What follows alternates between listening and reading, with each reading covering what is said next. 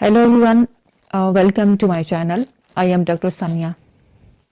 आज की वीडियो बहुत ज़रूरी है, बहुत इम्पोर्टेंट है और आपके जो सवालात हैं उनके जवाबात भी ही आपको सर्टिफाइड करने के लिए और आपके जो सवालात हैं उनका जवाब देने के लिए ये आज की वीडियो है।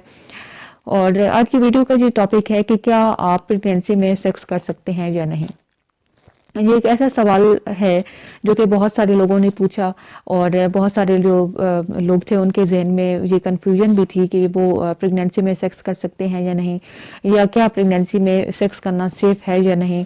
और इसके अलावा प्रेगनेंसी में सेक्स को लेके बहुत सारे सवालात हमारे पास आए और उन सबको हमने इकट्ठा किया और वीडियो बनाई। तो अगर अभी तक आपने मेरे ये चैनल सब्सक्राइब नहीं किया तो कर लीजिए और साथ ही बेल का बटन प्रेस कर लीजिए ताकि मेरी आने वाली जो वीडियो है उनका नोटिफिकेशन आपको मिलता रहे। प्रेगनेंसी में सेक्स करना सेफ है या नहीं और क्या हम प्रेगनेंसी में सेक्स कर सकते हैं, ये ऐसा सवाल है जो कि बहुत सारे लोगों के जहन में होता है और वो पूछना चाहते हैं, लेकिन ना तो आप अपने फैमिली मेम्बर से ये बात पूछ सकते हैं, ना अपने जो फीमेल हैं, ना तो वो अपनी गायनी जो डॉक्टर होती हैं उनसे पूछ सकती हैं। तो आज इसी हवाले से जितनी भी सवालात हैं सेक्स को लेके उनके हवाले से हम बात करेंगे ताकि आपकी ये जो प्रेगनेंसी की जो जर्नी है ये बहुत अच्छे तरीके से, पुरसुकून तरीके से और बिना किसी नुकसान के गुजर सके। प्रेगनेंसी में आप सेक्स कर सकते हैं। इनमें कुछ टर्म्स और कंडीशन ऐसी होती हैं जिनमें आप सेक्स नहीं कर सकते, कुछ टर्म्स और कंडीशन ऐसी हैं जिनमें आप सेफली सेक्स कर सकते हैं। तो आज उन सब चीज़ों को मैं पूरी तफसील के साथ आपके साथ जो है शेयर करूँगी।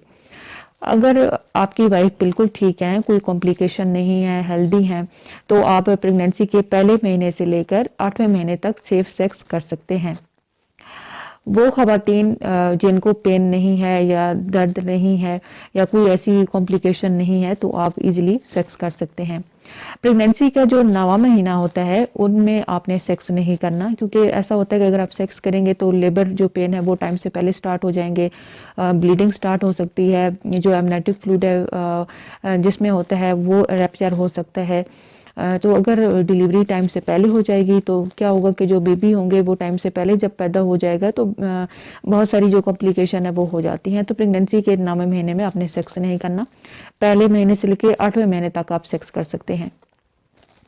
इसी तरह आप अपनी वाइफ की कंडीशन भी देख लीजिए। अगर 8वें महीने में भी उनको बहुत ज़्यादा तकलीफ है, पेन है, और तो उस सूरत में भी आपने क्या करना है कि फिर हफ्ते में एक दफ़ा या 2 हफ्ते के बाद आप एक दफ़ा सेक्स कर सकते हैं। वो आपकी जो अपनी पार्टनर हैं उनकी हेल्थ के ऊपर डिपेंड करता है।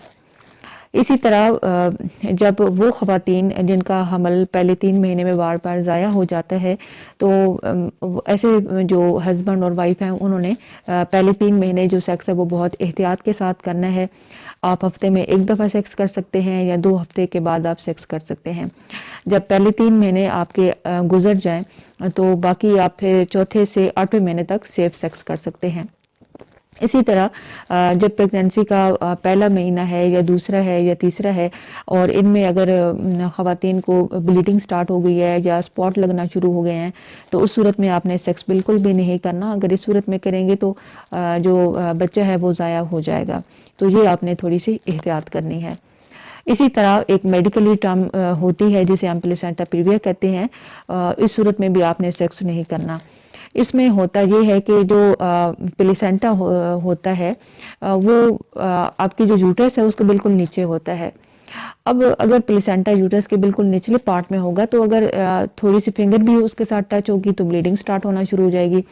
तो इस सूरत में अगर आप सेक्स करेंगे तो ब्लीडिंग बहुत ज़्यादा शुरू हो जाएगी और माँ की जान को भी ख़तरा होगा, बच्चे को भी ख़तरा होगा। तो इस सूरत में आपने सेक्स बिल्कुल भी नहीं करना।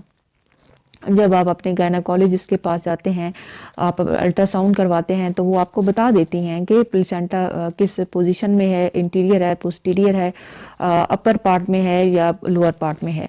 तो ये सारी आपने इंफॉर्मेशन उनसे पूछनी है।